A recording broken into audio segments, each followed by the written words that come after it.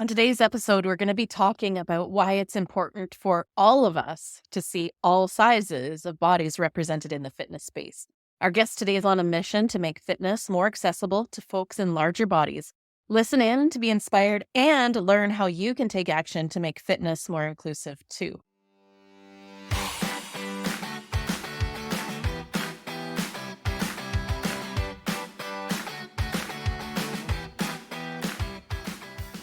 Welcome back to the show. I can't wait to introduce you to today's guest. I met her, or actually not really met her, I learned about her through a Facebook group that I'm part of called Pelotoners for Fat Liberation. I'm a Peloton subscriber, and someone recommended this group to me, which I actually highly recommend to any of you if you are a Peloton user and you're looking for a group that's body positive, size inclusive, and really embodies the same kind of values that I share here on the show. Anyway, a little while ago, our guest, Rachel, put up a post in this group about how she's launching a campaign to be the first fat Peloton bike instructor. And she was asking for group members to get behind and support her, which of course I was thrilled to do because I also believe we need more representation and inclusion in the fitness space. So I invited Rachel to come on to the show and share about her work and her campaign. So let me tell you a little bit about her. Dr. Rachel Millner is a therapist, speaker, and fat activist in private practice in Philadelphia, Pennsylvania. Rachel has been working in the field of eating disorders and disordered eating for 19 years. Rachel is a passionate fat activist working to dismantle anti-fatness and frequently speaks on topics related to anti-fat bias in the eating disorder field and eating disorders in higher weight people. Rachel has been open about her own eating disorder history and the impact of anti-fat bias on her lived experience. Rachel has done a lot of work healing her relationship with movement and has found the Peloton to be a big part of that process.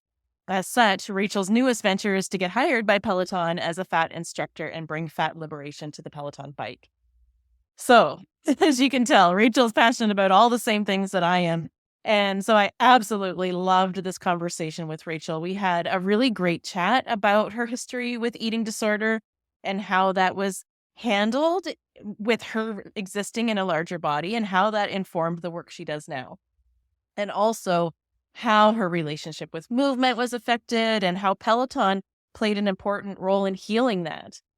And then, of course, we spoke about her campaign to be a cycling instructor and what she plans to bring to the role, but also why it's so important that all body shapes and sizes are represented in the fitness industry and how being more inclusive actually improves fitness outcomes for everybody. So I know you're going to love this interview. And if you do, please, I am asking you to take action. So follow Rachel on Instagram, share her posts, tag Peloton. Your voice matters, and it really makes a difference in this mission. So all of her things are linked in the show notes for you. Please go and find them and take some action. All right, let's get into the interview with Rachel. Rachel, welcome to the Power in Motion podcast. I am so excited to have you here today and to chat with you about a couple of things about your work as a fat liberation activist, but also your mission to become a Peloton instructor, the first Peloton cycling instructor in a larger body. And I'm so excited about that mission. But why don't you just get us kicked off by telling us a little bit about yourself and the work that you're doing in the world? Hi. Yeah, thanks for having me here. I am a psychologist in the Philadelphia area. I'm in private practice and do clinical work, have a group practice. I also do supervision. And then I'm also a fat activist and I do a lot of activism outside of my clinical work. And recently, like you said, that's been focused on trying to become a fat Peloton bike instructor. Yeah, so cool. And I love that mission. Okay, so let's talk a little bit about your professional life first. And I know that you are a therapist and you specialize in eating disorders. And having interviewed so many people on this podcast, I know that often our personal experience leads us to the work that we're doing in our professional life. So is that true for you too? And if so, how did your personal experiences shape your career and the approach that you take with your patients? Yeah, that's absolutely been my experience. So I grew up in a family with a lot of focus on body size and just a lot of weight stigma in general, a lot of pressure to be in a smaller body than I was meant to be in. And that really started my eating disorder from the time I was very young. Like, I don't remember a time that it felt like my relationship with food was, flexible and free. It was always Mm, about restriction. And so that impacted me in different ways throughout my life. And in college, when I was finally out on my own and not living at home anymore, I was, developed binge eating disorder. And then as I went into graduate school, I started to restrict a lot more and developed anorexia. And for me, the anorexia led me to end up in a much smaller body. mm, And my experience of going from being in a bigger body to being in a emaciated body really even more so opened my eyes to the impact of weight stigma. I mhm, was in graduate school, so I had an understanding of what eating disorders were, and I knew I had an eating disorder. It wasn't a situation where I didn't know. And mhm, so, I would go to the doctor who would congratulate me on weight loss. Even when I would say, I have an eating disorder, they would still say, like, "Well, keep it up," because I was losing weight.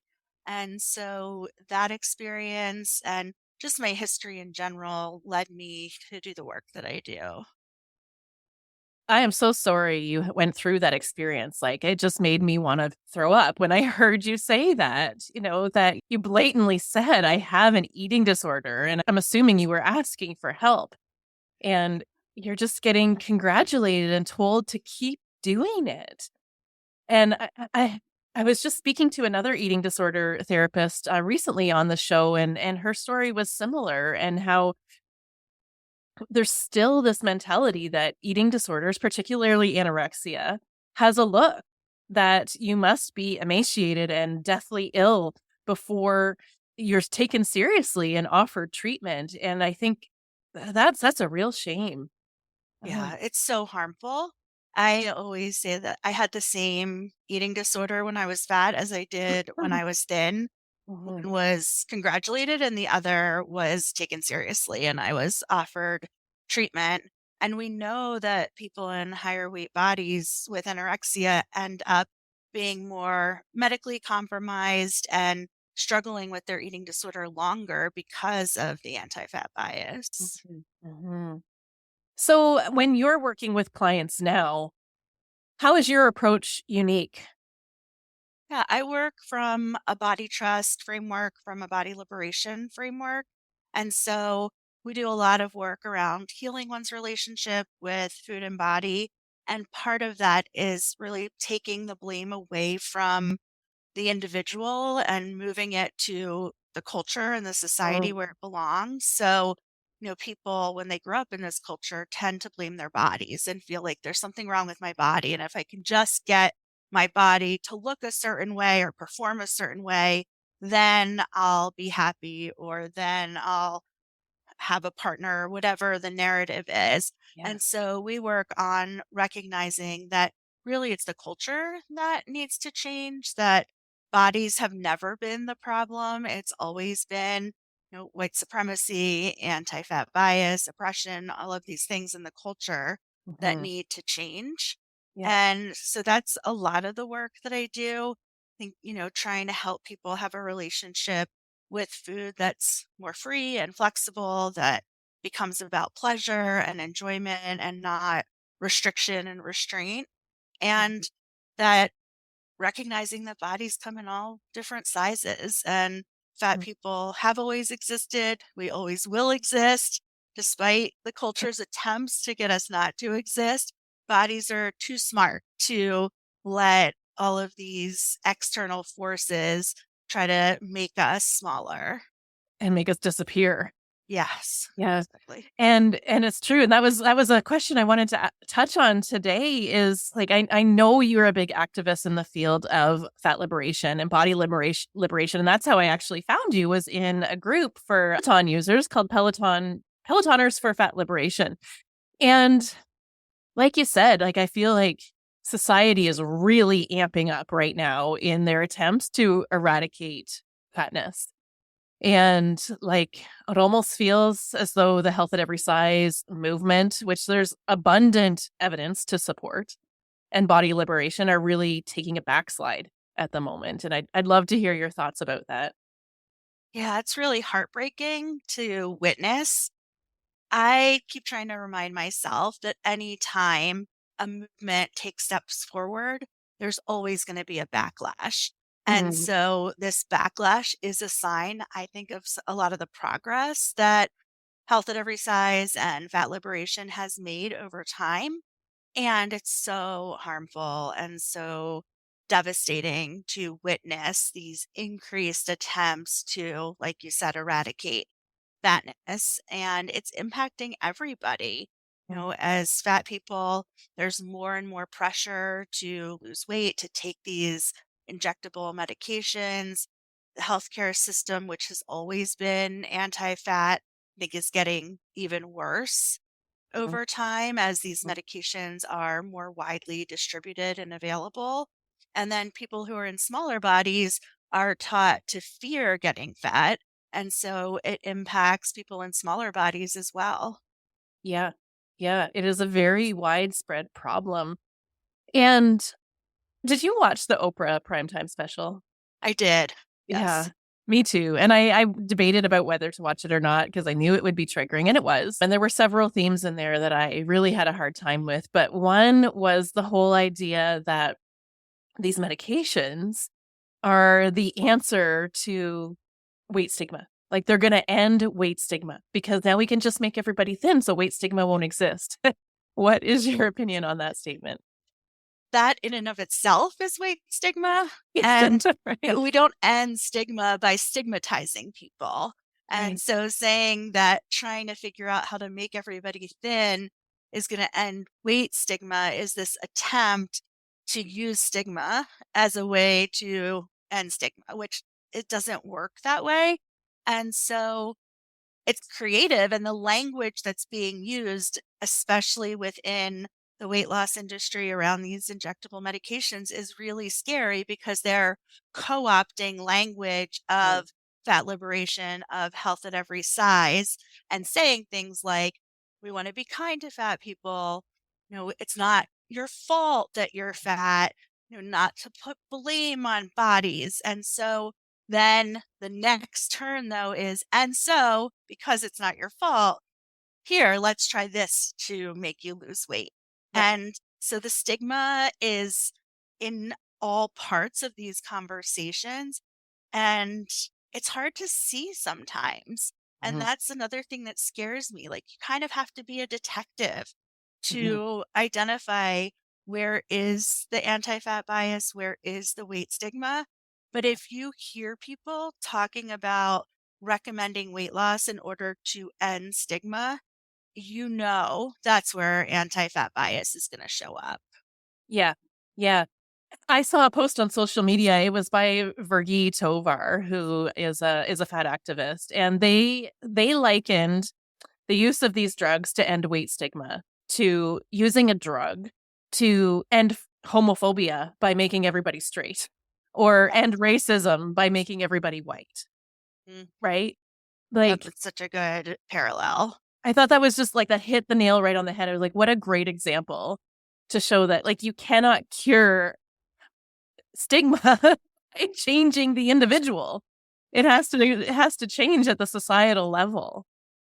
Exactly.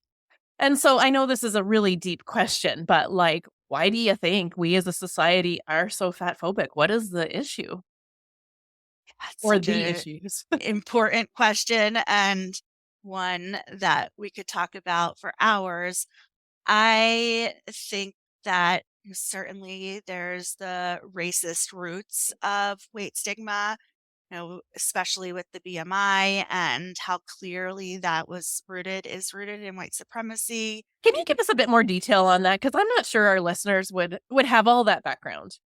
Yeah, so the BMI was developed by an astronomer who never intended it to be used by about any individual. So it was not supposed to be a measure of individual bodies. It was Mhm. meant to be a measure for a group of people, a Mhm. population of people. Yep. But when it was developed all with white men.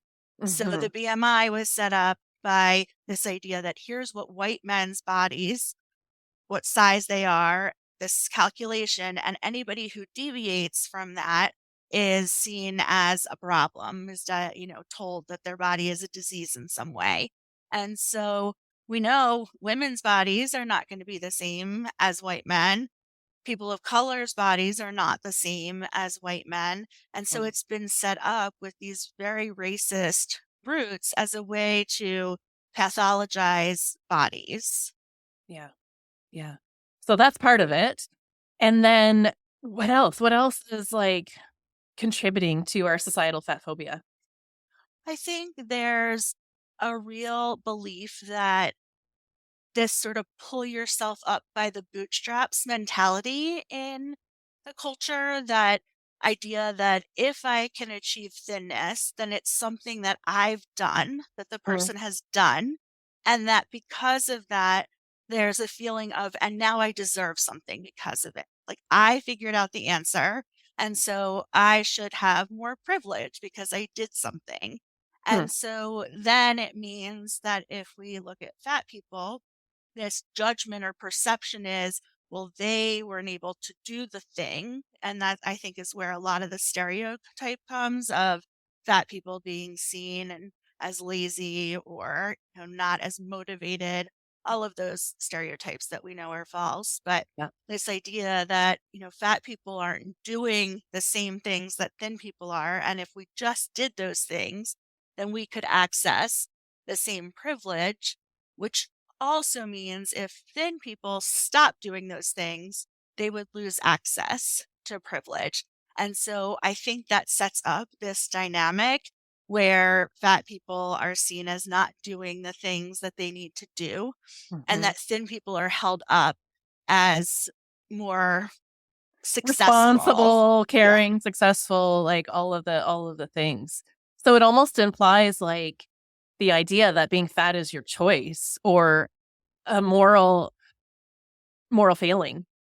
Yeah, exactly. And it gets complicated because I want to live in a world where the choice to be fat is a valid choice. Like Yeah. I don't think we get to choose our body size, but I would love to live in a world where we could say if you do get to choose your body size, then choosing to be fat would be Yeah. seen as the same as choosing to be thin. Yeah.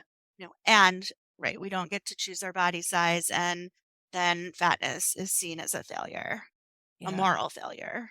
Yeah. Yeah. And I really like that point that you made about how thinness affords people privileges and the fear of losing those privileges. Like I really made that connection in my brain of like, okay, this is why people are so afraid of becoming fat is because we see how fat people are treated in our society. We see the things that they're not able to access, the things that are said about them, the stereotypes that are put against them and the judgments that are held. Yeah, no wonder a person would be afraid for that. Yeah, I think, as somebody who is in a fat body and does have areas where I bump up against the way that the world is built for thinner people, it makes so much sense to me that the response people have is, oh, I need to change my body. Mhm. Mhm. And if we had a world that was also built for fat bodies, then all of us would be able to navigate with a Yeah. lot more freedom. Like, if airplane seats were built to accommodate the fattest bodies, they would also accommodate the smallest bodies. Yeah. Yeah. You know, It'd be more comfortable for everyone. exactly. Yeah.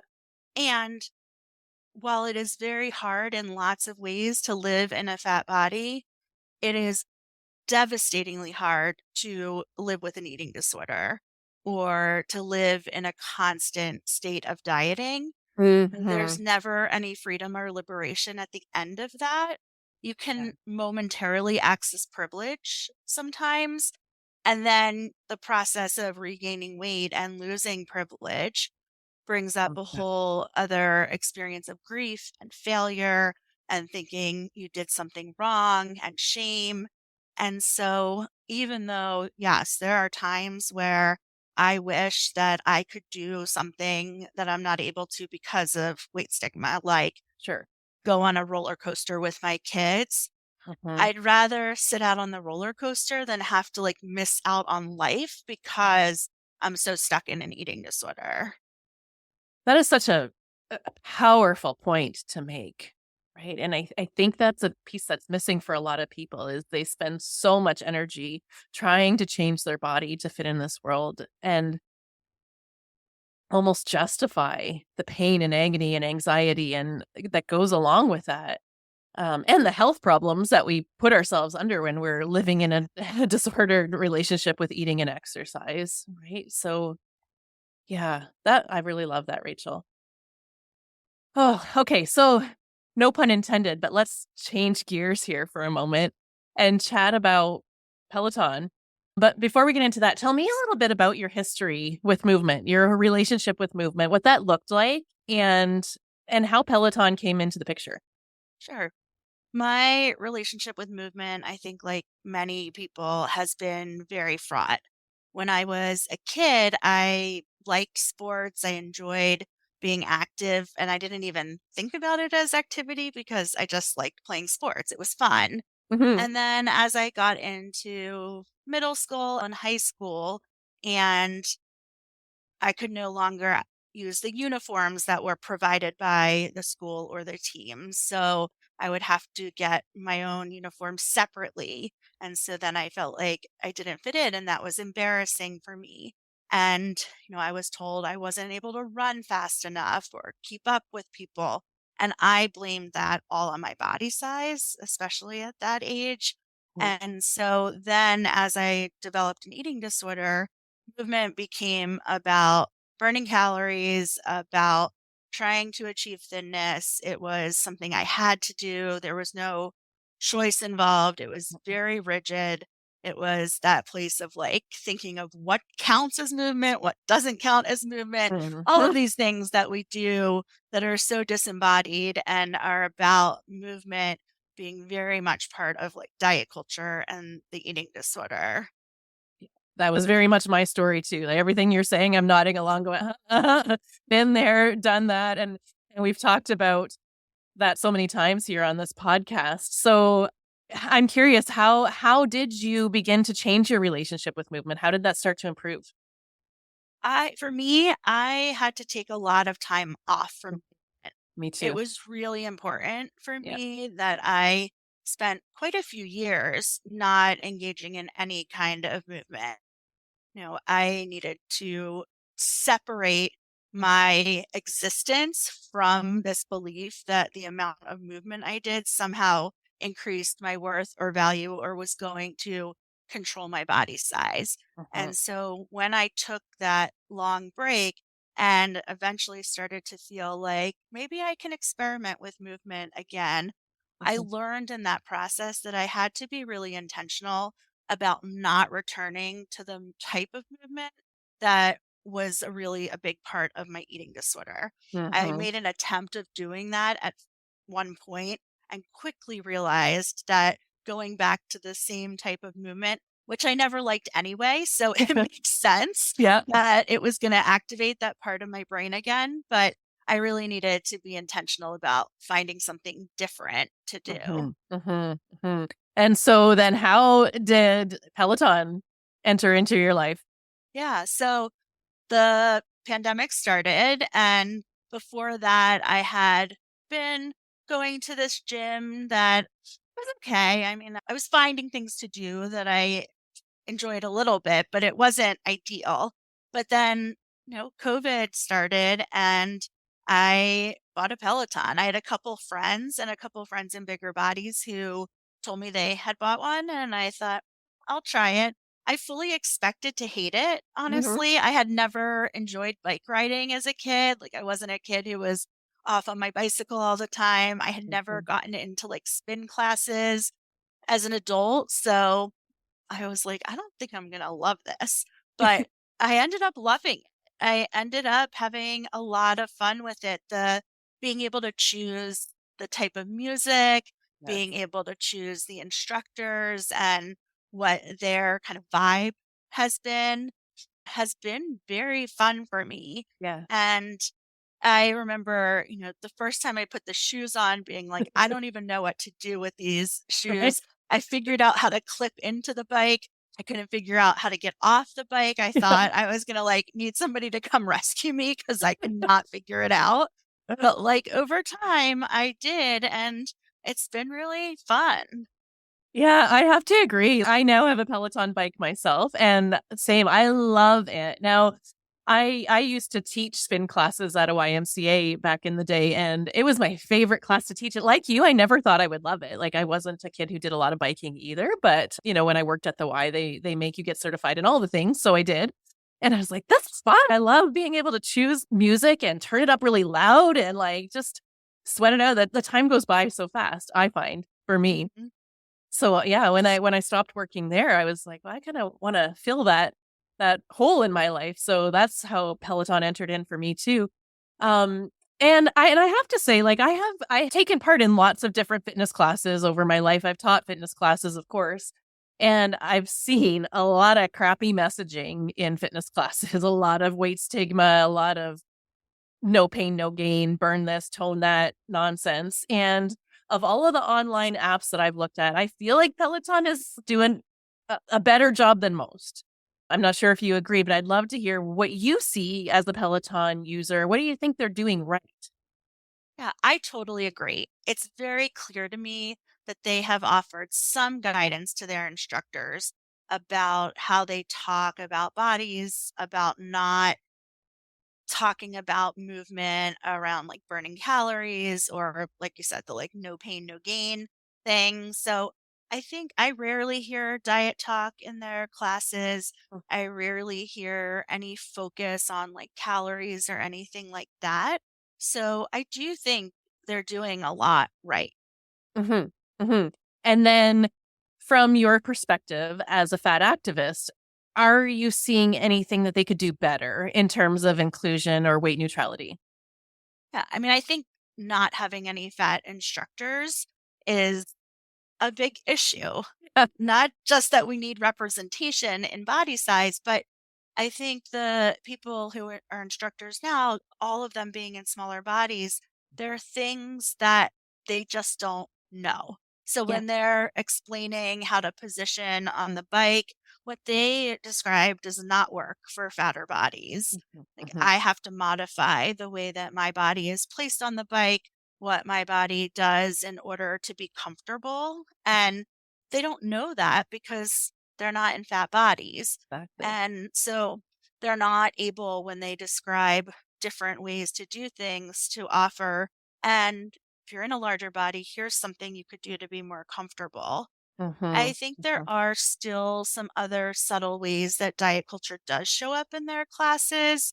I mhm, think sometimes, depending on the class length, there's this message of like, we only have X amount of time together, so we have to make the best of it.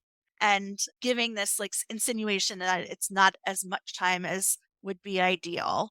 mhm, Or mhm. there's messages about like pushing yourself harder than maybe somebody would feel comfortable pushing themselves. They label the classes as like, what do they call them? Like a low impact Mhm, class or mhm. like an beginner Beginner class. level, yeah. And and then talk about them as if it's Less not as than, good as yeah. some of the other classes, like that a low impact class has to be like on a rest day instead of Yeah, like a low impact class is the class you want to take that day. And is it low exactly. impact for everybody? Well, that's just it, and that was one thing that I thought could really use some improvement is especially their so-called beginner level classes. I don't know if a brand new beginner, someone who's never taken fitness before, would be able to complete these classes with the levels that are being shown. I don't feel there's enough options being given for people who are brand new beginners or who have injuries or exist in larger bodies. I absolutely would not have been able to do any of the classes when I was first starting out.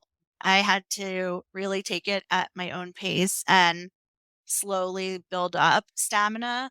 But Mhm. if I had started out trying to take like a full beginner class, I would have gotten discouraged and felt badly like immediately. Mhm, mhm. Especially when there's that undertone that you should be pushing yourself and you should be going as hard as you can. And if you're a brand new beginner and you are working as hard as you can and you can't keep up, it's like, well, I guess I don't fit here, right? And for me as a fitness instructor, that's something I'm really sensitive to is like, we want everybody to reap the benefits of movement, right? When we say things that make people feel like they don't belong or they can't do the thing, we're not helping them access those benefits, and it's really doing them a disservice.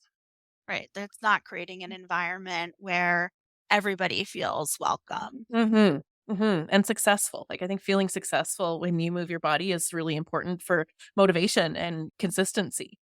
When you talk about setting yourself up on the bike, can you give us some tangible examples of some of the cues that are given that don't work for people in larger bodies? Sure. I think the first thing I think about is they always give the cue to like move back on the bike so that your bottom is at the widest part of the seat. Well, the seat doesn't work for people who are in larger bodies because it's not big enough to accommodate our body size. Mhm. So, Mhm.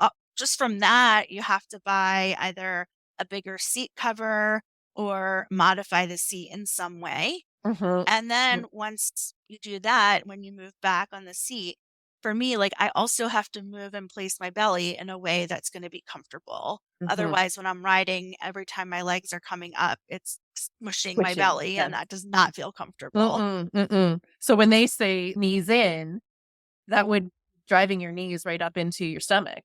Exactly. And so when they say knees in, that would be driving my knees into my stomach. And I can't push my knees in because my thighs are there.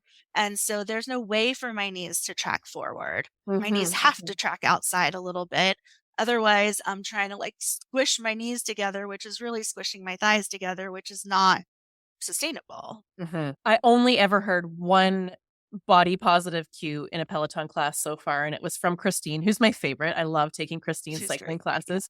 And I love how she always talks about the hot and cold club and like Yeah. I love everything that she's going with through with Yeah. perimenopause. I'm like, I feel seen and I feel Yeah. valid. Totally. But she did offer that knees in cue the one time and said, recognizing that not everybody's body can do this, so do what makes you comfortable. And I was like, okay, that's a step. Like we're getting there, right? Like, Yes. Yeah. starting to say these things, but there's a long way to go. So, if you were a Peloton instructor, what would you bring to your classes and how would you do things differently to make things more accessible? Well, it would start from the very beginning of when people are getting on the bike, explaining what accommodations, ways to place their bodies that would work for them. Mhm. I also suggest that people cover up where it says calories or distance, whatever numbers you need covered up in Mhm. order to feel like you're not being triggered on the bike is important. I know that, the leaderboard, which I try to call the community board, because I think the leaderboard sets up this idea that if you're high on it, Competition. yeah, exactly. But with the leaderboard on the side of the screen, it also then tells you if people have how many rides people have had, if they're like having a milestone, Mhm. or they show these streaks where it will say like people have rode like 10 days in a row or whatever. And I think that's really activating for a lot of people. So I suggest people put that off the screen or cover it up so that you're not being reminded of so and so has rode their bike X number of times or this many days in a row, which is not useful information for I have to tell people. you, I was in a Peloton group, not yours. And somebody posted that they had 317 or something consecutive days on their bike and 1,000 and some rides. Oh And my gosh. I know, right? That's what I said. Like, you've done like 3 to 5 rides a day for 317 days. And there was a whole comments thread. And yeah, she's like, yeah, I ride for 2 hours a day and blah, blah, blah. And I was like, that's not something to celebrate. But there was Oh, like all kinds of positive feedback in her thing. Oh, dear that's goodness. so sad. Mm-mm. Yeah. Anyway, I interrupted. Carry on. What else are you going to do as an instructor? I think then really being in addition to being informed about what higher weight bodies need, being aware of what type of conversation is going to be more activating for people with eating disorders or dieting history. So the Peloton is so numbers focused, and I would want to help people be more attuned to what do their bodies need. And so how fast or slow their body needs to go is not based on any number I give or the beat of the music. Yeah. It's based on tuning into their body and seeing what their body's needs are. Mhm. I, of course, would not talk about calories or anything like that. I also, if I was doing shout outs, if somebody has a screen name that is rooted in diet culture, I'm not going to shout them out. Oh, Mhm. that's Mhm. something I know that's not coming from the instructor in the sense that they didn't create the screen name. But if they're reading it, it is sending that message to anybody who's participating Yeah. in the class. Yeah. Yeah. Like I ride for wine or whatever, those kinds of, Exactly. right? Like, yeah. Yeah. I love that. And I love how you're really being intentional about creating a safe environment for all people so that if they feel included and they feel like it is a safe place to go and do what they need to do to care for their body in whatever way that means for them. Absolutely. Yeah. Which then also means Peloton needs to build bikes to accommodate all body sizes, which is another change I would want to make, that their bikes right now, the weight capacity is too low. That when higher weight people want to ride the bike, it's not safe. We can't trust that it's going to support our bodies because Yeah. the weight capacity is lower than what a lot of us weigh. And so, Mhm. with all their technology and Mhm. the ways that they're so innovative, they can figure out how to build a bike to support higher weight bodies and have a much higher weight capacity. Oh, absolutely. And why wouldn't they want to, right? Like, that would only make their business better. I've had so many people since I've come out with this campaign who have contacted me and said, if there were a fat instructor, I would buy a bike. If the weight capacity was higher, I would buy a bike. So it would absolutely increase their bottom line. It would Yeah. benefit Peloton. Yeah. And all of these people who want Exactly. to get into some healthy movement and joyful movement, which by the way, you had a post recently. This is kind of going off on a tangent here, but you had a post about the whole idea of joyful movement. And I wanted to chat with you about that because I couldn't agree with you more because this podcast used to be called the Joyful Movement Show. And I changed it for similar reasons to what you talked about in your post. Can you kind of summarize what that was all about for our listeners? Sure. I think we've done people a disservice in the Hayes community by talking about the goal of movement being joyful, Mhm. because movement doesn't always feel joyful, especially if you're returning to movement. Mhm. And there's lots of reasons that people choose to move their bodies.